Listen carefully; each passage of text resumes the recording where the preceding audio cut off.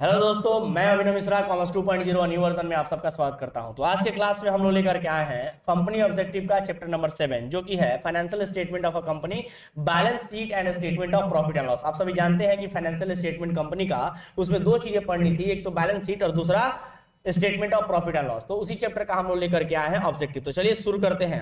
तो देखेंगे पहला ही क्वेश्चन कहता है balance sheet is a. Balance sheet क्या है? बैलेंस शीट एक क्या है? अकाउंट है, एक स्टेटमेंट है, बोथ ए एंड बी है और ऑल ऑफ दिस, इनमें से सभी है। तो आंसर क्या हो जाएगा? आंसर हो जाएगा कि बैलेंस शीट एक स्टेटमेंट होता है।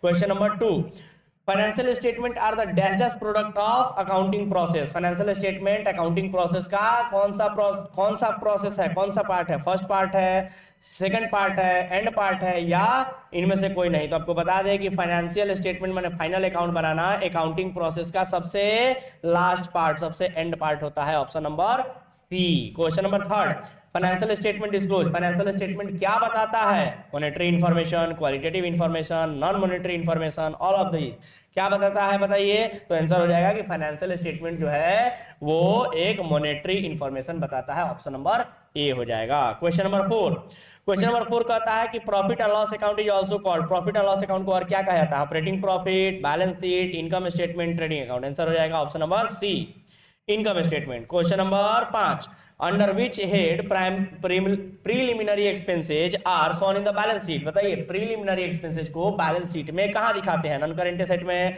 करंट एसेट में, नॉन करेंट लायबिलिटी में, या deducted from security premium reserve? बताइए क्या करते हैं? तो सर आंसर हो जाएगा कि जो प्रीलिमिनरी एक्सपेंसेज होते हैं ना, जो प्रीलिमिनरी एक्सपेंसेज होते हैं उनको हम लोग सिक्योरिटी प्रीमियम से माइनस करते हैं, इसलिए आंसर हो जाएगा ऑप्शन नंबर डी। आंसर हो जाएगा। चलिए तो क्वेश्चन नंबर पढ़ते हैं।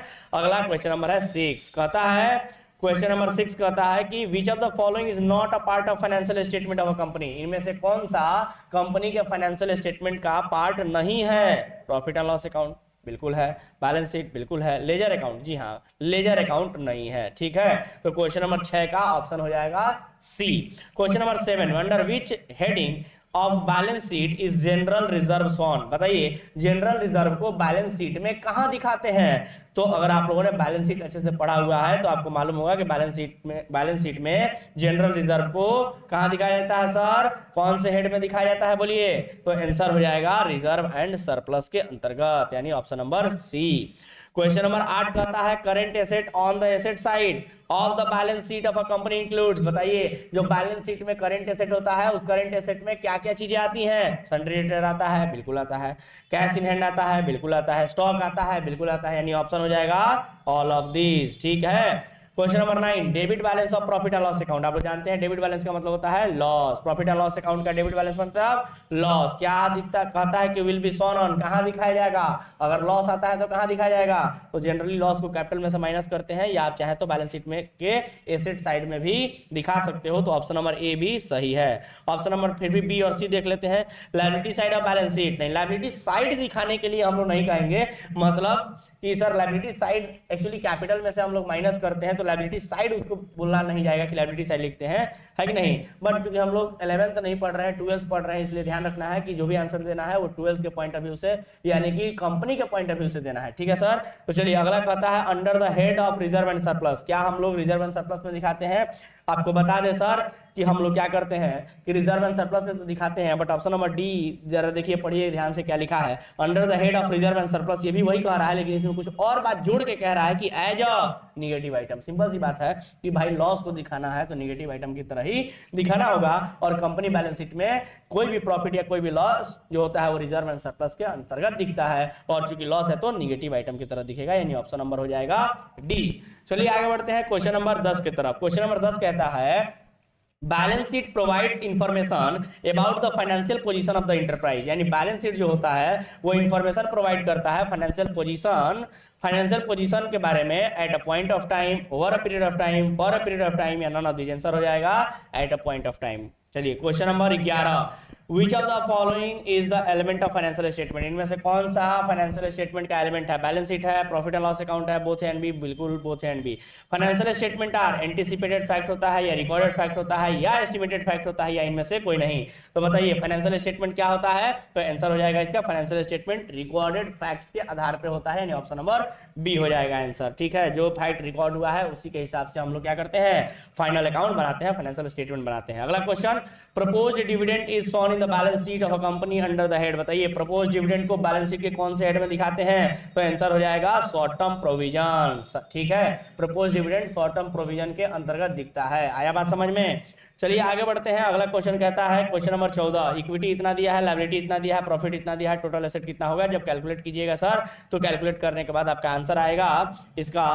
छोटा सा न्यूमेरिकल क्वेश्चन आप लोग बना सकते हैं, ऐसे भी बहुत सारे न्यूमेरिकल क्वेश्चन ऑलरेडी बनाए पड़े हैं, ये भी क्वेश्चन आप लोग चाहे तो बना सकते हैं। बट अगर निकालने की बात आई कि सर निकाला कैसे जाएगा, तो देखिए इक्विटी 90,000 है, लायबिलिटी 60,000 रुपया है, तो इक्विटी एंड लायबिलिटी हो गया, इक्विटी एंड लायबिलिटी हो गया आपका 90 और 60, 1,50,000, 90 प्लस 60, 90,000 प्लस 60,000, 1,50,000, प्लस प्रॉफिट भी जोड़ देंगे क्योंकि प्रॉफिट भी जो होता है ना वो reserve and surplus equity side में ही जाता है, तो ये भी ऐड हो जाएगा। तो इसलिए आपका टोटल मिला के 9, 6, 15 और 2, 17, यानी कि 1,70,000 आंसर हो जाएगा। ऑप्शन नंबर ए, 14 का ए हो जाएगा। ठीक है, चलिए आगे बढ़ते हैं। कहता है कि according to companies act 2013 balance sheet of a company is prepared as. बताइए कि कंपनी बैलेंस शीट में, कंपनी बैलेंस शीट को कंपनी एक्ट के कौन से, कंपनी एक्ट के कौन से पार्ट या कौन से शेड्यूल के अंतर्गत बनाया जाता है? तो जब आप लोगों ने चैप्टर पढ़ा होगा तो मैंने वहां पढ़ाया होगा, आप लोगों को ध्यान होगा कि कंपनी का जो बैलेंस शीट होता है, कंपनी का जो बैलेंस शीट होता है वो पार्ट 1 शेड्यूल 3 के अकॉर्डिंग बनाया जाता है। कंपनी का बैलेंस शीट पार्ट 1 शेड्यूल 3, यानी ऑप्शन नंबर हो जाएगा बी।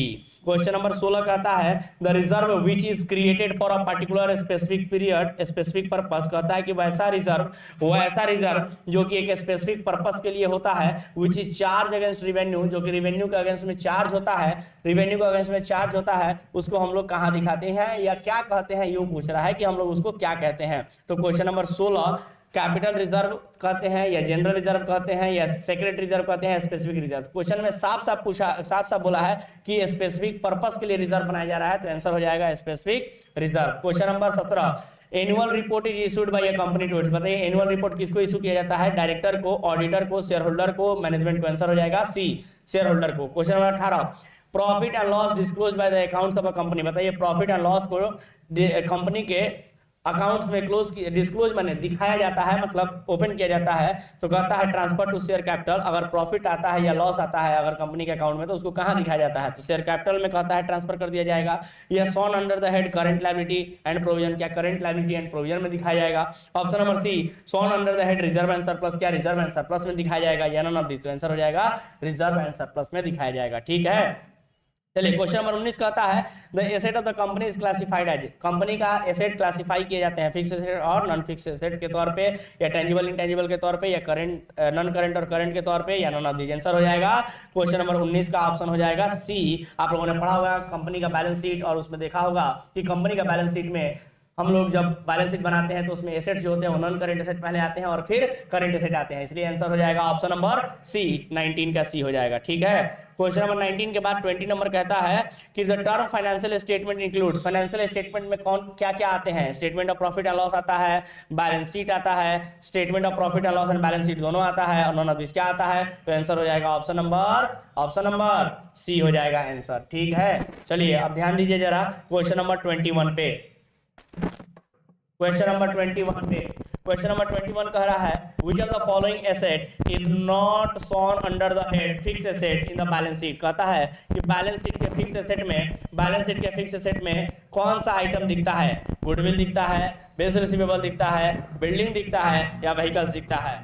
कौन सा? अच्छा सॉरी, नॉट मतलब कौन सा नहीं दिखता है, क्योंकि यहाँ तीन आइटम हमको दिख रहा है कि जो फिक्स एसेट माने जाते हैं। एक तो गुडविल, दूसरा बिल्डिंग और तीसरा व्हीकल्स। बस एक ही आइटम है बिल्स रिसीवेबल जो हमको फिक्स एसेट नहीं लग रहा है, तो आंसर हो जाएगा option number B. Question number 22 कहता है security premium account is shown in the balance sheet under the heading. Security premium account को बैलेंस शीट के कौन से हेड में दिखाया जाता है? रिजर्व एंड सरप्लस में, करंट लायबिलिटी में, प्रोविजन में, शेयर कैपिटल में, या कंटीजेंट लायबिलिटी में? कहां दिखाया जाता है? सिक्योरिटी प्रीमियम को कहां दिखाया जाता है? तो आपको बता दें सिक्योरिटी प्रीमियम एक कैपिटल नेचर का कैपिटल नेचर का प्रॉफिट है, और चूंकि प्रॉफिट है इसलिए हम लोग उसको कहां दिखाएंगे, प्रॉफिट है तो रिजर्व एंड सरप्लस के अंतर्गत दिखाएंगे, यानी ऑप्शन नंबर हो जाएगा क्वेश्चन नंबर 22 का option number A. Question number 23 कहता है, देखिएगा क्वेश्चन नंबर 23 क्या कहता है, debenture are shown on the balance sheet under the head, बताइए डिवेंचर को बैलेंस शीट के कौन से हेड में दिखाते हैं, शॉर्ट टर्म लोन्स, आप लोगों को मालूम है डिवेंचर लॉन्ग टर्म लोन है, लॉन्ग टर्म बोरोइंग है, तो लॉन्ग टर्म बोरोइंग ऑप्शन में भी दिया है, ऑप्शन नंबर हो जाएगा बी।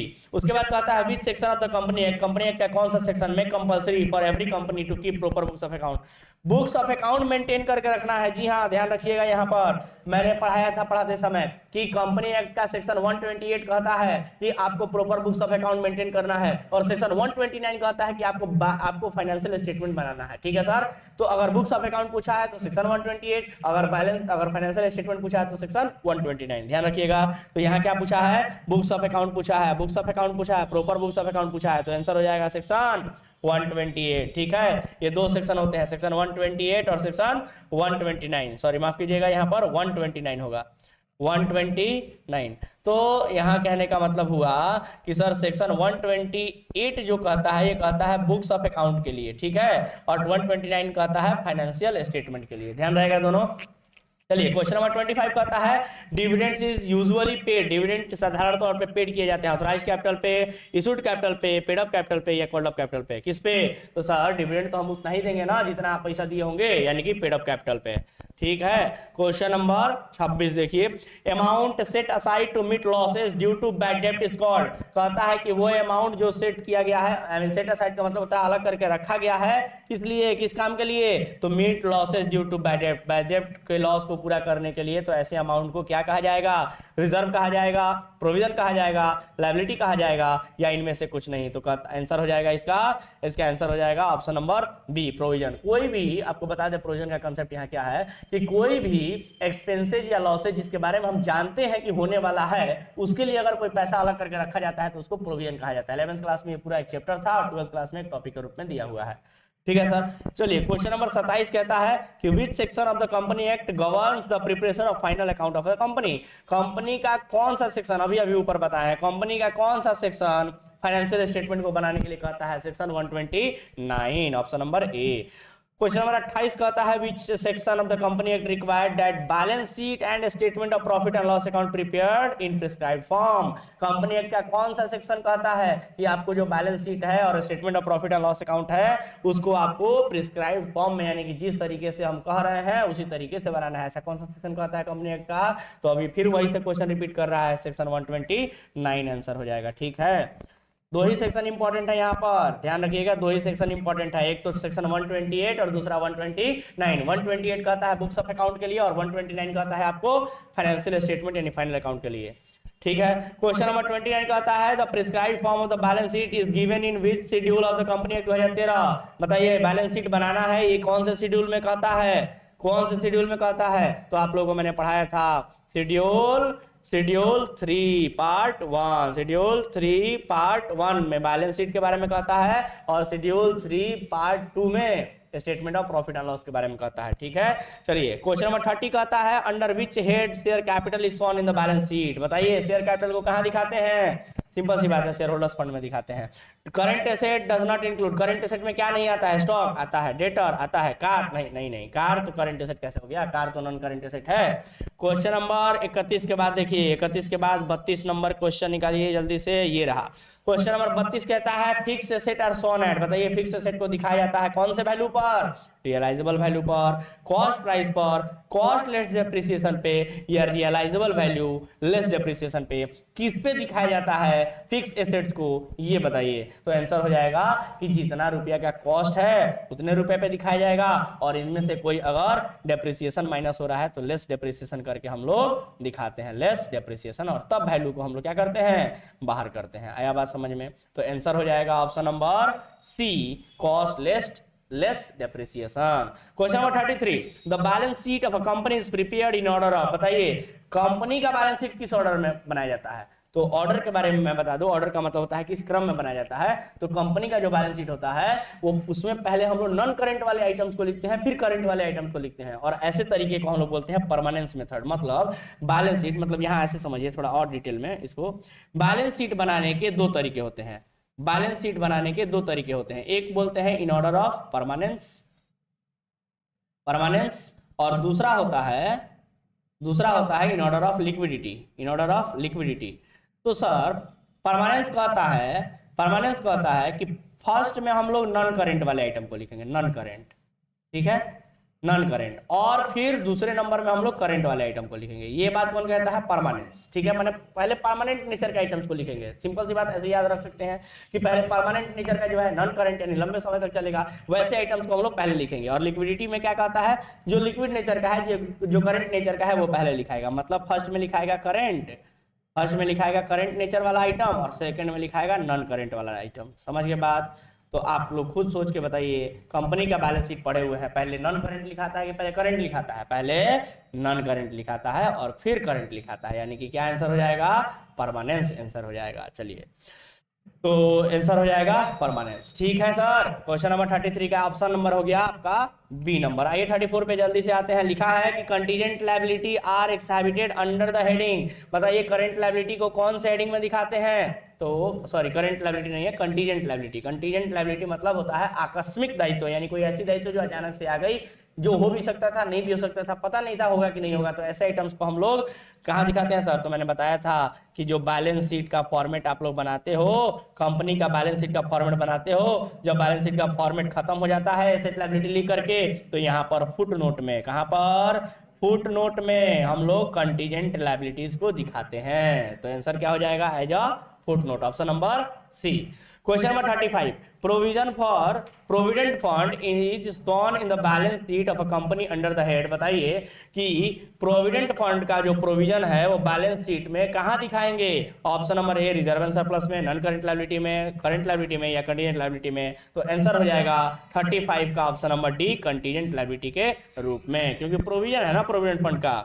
चलिए क्वेश्चन नंबर 36 जल्दी से खत्म होने वाला है, थोड़ा सा और क्वेश्चन बच गया है। कहता है कि under which section the company act 2013 the financial statement of company are prepared. फिर से वही बात, क्या पूछा है? फाइनेंशियल स्टेटमेंट, बार बार एक ही क्वेश्चन रिपीट कर रहा है, इसलिए फटाफट आगे बढ़ रहा है। फाइनेंशियल स्टेटमेंट कौन से सेक्शन में बनाए जाते हैं? सेक्शन 129।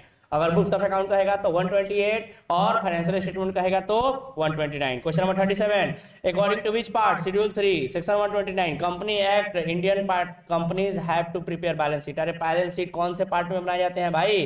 तो मैंने बताया था शेड्यूल 3 पार्ट 1 में बैलेंस शीट और शेड्यूल 3 पार्ट 2 में प्रॉफिट एंड लॉस अकाउंट। तो इसमें क्या हो जाएगा? Part 1, answer A.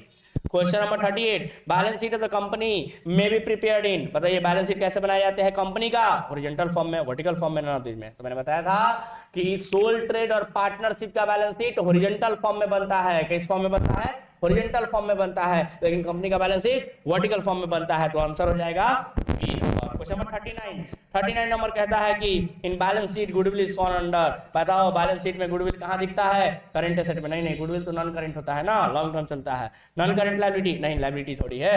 Fix asset, intangible, sir fix asset है और इंटेंजिबल नेचर का है गुडविल, इसलिए आंसर हो जाएगा ऑप्शन नंबर सी, क्योंकि टेंजिबल थोड़ी होगा।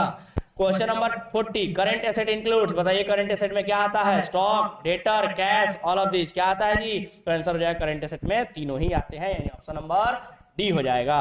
क्वेश्चन नंबर 41 लिखा है 41 में schedule 3 of the companies act 2013 has prescribed format for presentation of balance sheet, बताइए शेड्यूल 3 में क्या कहा गया है बैलेंस शीट को बनाने के विषय में? कि बैलेंस शीट को कैसे बनाना है? हॉरिजॉन्टल बनाना है, वर्टिकल बनाना है, दोनों में से किसी तरीके से बना सकते हैं या इनमें से किसी तरीके से नहीं। तो मैंने बताया था कि सोल ट्रेड और पार्टनरशिप में बैलेंस शीट, फिर से दोहरा रहे हैं वही बात, अभी दोहराए थे पिछले क्वेश्चन में, कि सोल ट्रेड और पार्टनरशिप में जो बैलेंस शीट होता है वो वर्टिकल फॉर्म में बनता है, लेकिन कंपनी में जो बैलेंस शीट होता है वो, सॉरी उल्टा हो गया, सोल ट्रेड और पार्टनरशिप में जो बैलेंस शीट बनता है वो हॉरिजॉन्टल फॉर्म में बनता है, जबकि कंपनी का बैलेंस शीट वर्टिकल फॉर्म में बनता है। तो आंसर हो जाएगा option number B. Question number 42, part 1 schedule 3 of the companies act prescribe, क्या बताता है? पार्ट 3 शेड्यूल 1, सॉरी पार्ट 3 और शेड्यूल 3 और पार्ट 1 उल्टा हो जा रहा है बार बार, माफ कीजिएगा। Schedule 3 part 1, schedule 3 part 1, schedule 3 में दो पार्ट है, पार्ट 1 और पार्ट 2। पार्ट 1 में बैलेंस शीट के बारे में और पार्ट 2 में प्रॉफिट एंड लॉस के बारे में, ध्यान रहेगा। यहाँ पार्ट 1 पूछा है तो आंसर हो जाएगा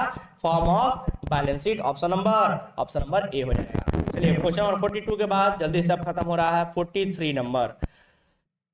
43 नंबर कहता है which of the following does not belong to category of fixed asset, इनमें से कौन सा फिक्स एसेट में नहीं आएगा? Loose tools, machinery, furniture, land and building, इनमें से कौन सा नहीं आएगा बताइए सर? मशीनरी या फर्नीचर, लैंड, बिल्डिंग तो फिक्स है, यानी लूज टूल्स नहीं आएगा। ऑप्शन नंबर हो जाएगा 43 का answer number A. Question number 44, A joint stock company can present it's balance sheet, बताइए ज्वाइंट स्टॉक कंपनी अपने बैलेंस शीट को प्रेजेंट कर सकता है कैसे, किस प्रकार से प्रेजेंट कर सकता है बताइए? In a way of company likes, जैसे कि कंपनी करती है वैसे कर सकता है। Option number B, as per schedule of companies Act, जैसा कंपनी एक्ट का शेड्यूल कहेगा वैसा। Question number option number C, in way of share holders like, जैसे शेयर होल्डर चाहेंगे उस तरह से। या option number D, in way debenture holders like, या डिवेंचर होल्डर जैसे चाहेंगे वैसे। ये तो बिल्कुल होता ही नहीं है। ऑप्शन नंबर ए या बी में से कोई हो सकता है, बताइए कौन सा होना चाहिए? क्वेश्चन नंबर 44 का आंसर कौन सा होना चाहिए? तो सर सिंपल सी बात है, ज्वाइंट स्टॉक कंपनी जैसा कंपनी एक्ट कहेगा वैसा करेगा, सिंपल सी बात है, यानी कि option number B, as per schedule of company Act. Clear है बात? ऐसा थोड़ी है, ऐसा थोड़ी है कि कंपनी जिस तरीके से चाहेगा उस तरीके से बना सकता है। सोल ट्रेड में ऐसा होता है कि भाई सोल ट्रेड वालों को फर्क नहीं पड़ता है, जैसे मन करे अपना हिसाब कर ले, कौन सा हिसाब देना है किसी और को, है कि नहीं? बट कंपनी में ऐसा नहीं होता है, कंपनी में बहुत लोगों को हिसाब देना पड़ता है, इसलिए कंपनी एक जैसा कहेगा वैसा काम करना पड़ेगा। Done sir? चलिए question number 45, an annual report is issued by the company for, annual report किसके लिए बनाया जाता है? डायरेक्टर के लिए ना, ये तो अंदर के लोग हैं। मैनेजमेंट, ये भी अंदर के हैं। ऑडिटर, ये तो देख ही लेगा, ऑडिटर को तो नहीं दिखाइएगा, जबरदस्ती देख लेगा, यानी आंसर हो जाएगा share holder, option number C. Auditor जाता ही है उसी के लिए कि भाई हम बुक्स ऑफ अकाउंट को देखेंगे, है ना। Question number 46, what is shown by balance sheet, balance sheet के द्वारा क्या दिखता है? बैलेंस शीट के द्वारा क्या दिखता है? एक्यूरेसी अकाउंट का? नहीं, बैलेंस शीट एक्यूरेसी थोड़ी बताता है, ये तो ट्रायल बैलेंस का काम है। Profit and loss of specific period, किसी खास पीरियड का नहीं, पीरियड का नहीं बताता है, किसी खास डेट का बताता है। Financial position on a specific date, option number C. आपको बता दें कि ये क्वेश्चन इस बार फाउंडेशन में आया हुआ था, ठीक है सर, इसलिए सारे क्वेश्चन आपको अच्छे से सीखने हैं, इस कॉन्सेप्ट को समझना है और क्वेश्चन को करना है। ये बड़े एग्जाम्स में भी पूछे जाते हैं ये सब सवाल। Question number 47, asset account is, asset कौन सा होता है? पर्सनल अकाउंट, रियल अकाउंट या नॉमिनल अकाउंट, कौन सा होता है? यानी में से कोई नहीं। एसेट क्या होता है? रियल अकाउंट आंसर हो जाएगा, ठीक है, कैसे सवाल पूछ रहा है। Question number 48, patents and copyright fall under which category, patent और कॉपीराइट किस कैटेगरी में आते हैं? करंट एसेट में? नहीं, लिक्विड एसेट में? बिल्कुल नहीं, ये तो लॉन्ग टर्म चलते हैं जी, और नॉन इंटेंजिबल नेचर के होते हैं, ठीक है सर। पैटेंट और कॉपीराइट इंटेंजिबल नेचर के होते हैं, इंटेंजिबल एसेट है। Question number 49, provision for taxation, बताइए करंट लायबिलिटी है, इंटरनल रिजर्व है, या बोथ ए एंड बी है, या इनमें से कोई नहीं है? बताइए क्या होना चाहिए? प्रोविजन फॉर टैक्सेशन क्या होना चाहिए? बोलिए, provision for taxation current liability है, ठीक है सर। क्वेश्चन नंबर 50 जल्दी से कीजिए, statement of profit and loss show, बताइए प्रॉफिट एंड लॉस स्टेटमेंट क्या दिखाता है? Profit and loss, financial position, cash balance, या इनमें से कोई नहीं? अरे प्रॉफिट एंड लॉस क्या दिखाएगा? प्रॉफिट लॉस दिखाएगा। Question number 51, 10% debenture will be shown company under which head, कहता है कि 10% डिवेंचर को कौन से हेड में दिखाएंगे? तो डिवेंचर आपको मालूम है ना क्या है? डिवेंचर क्या होता है? लॉन्ग टर्म बोरोइंग होता है, option number C. Question number 52 बस खत्म हो गया। While preparing the balance sheet of a company security premium is shown under, बताइए सिक्योरिटी प्रीमियम को कहां दिखाते हैं? तो सिक्योरिटी प्रीमियम आपका प्रॉफिट होता है, और कोई भी प्रॉफिट रिजर्व एंड सरप्लस के अंतर्गत दिखता है। और लास्ट क्वेश्चन आज के चैप्टर का आपके स्क्रीन के सामने ये रहा, कहता है कि as per schedule 3 part 1 of the company act 2013 unclaimed dividend is shown in the balance sheet of the company under the head, बताइए ना अनक्लेम्ड डिविडेंड को कहां दिखाते हैं? शेयर होल्डर्स फंड में दिखाते हैं, करंट लायबिलिटी में दिखाते हैं, करंट एसेट में दिखाते हैं, या नॉन करंट लायबिलिटी में दिखाते हैं? बोलिए कहां दिखाएंगे अनक्लेम्ड डिविडेंड को? तो आंसर हो जाएगा अनक्लेम्ड डिविडेंड जो है वो हो जाए आपका करंट लायबिलिटी, यानी ऑप्शन नंबर बी। इसके साथ ही आपका ये चैप्टर का सारा खत्म होता है, और ऐसे ही बने रहिए, देखते रहिए। देखने के लिए अब तक धन्यवाद, और कॉमर्स 2.0 चैनल को सब्सक्राइब करके शेयर करते रहिए, देखते रहिए, और ज्यादा से ज्यादा लोगों को शेयर कीजिए। आज के लिए मेरे तरफ से इतना ही, मिलते हैं अगले क्लास में, तब तक के लिए टाटा बाय बाय एंड धन्यवाद।